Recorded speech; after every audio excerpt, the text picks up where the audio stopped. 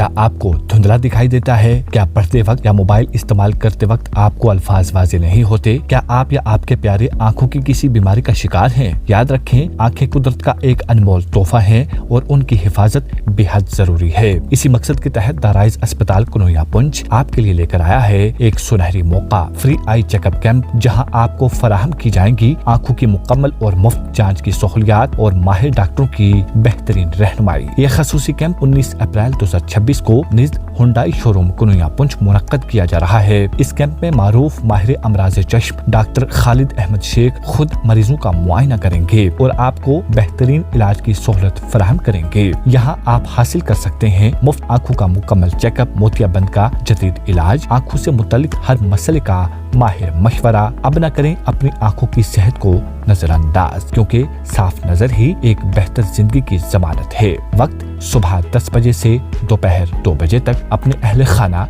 बुजुर्गों और दोस्तों के साथ इस कैंप में जरूर शिरकत करें और इस कीमती मौका से भरपूर फायदा उठाएं। मजीद मालूमात के लिए राब्ता करें 9797568061। द राइज अस्पताल पुंछ, आपकी नजर हमारी जिम्मेदारी। मैं doctor Khalid Ahmed Sheikh, senior eye surgeon, आपके शहर पुंछ में 19 तारीख एतवार सुबह 10 बजे से लेके 2 बजे तक एक free eye checkup camp organize कर रहा हूं।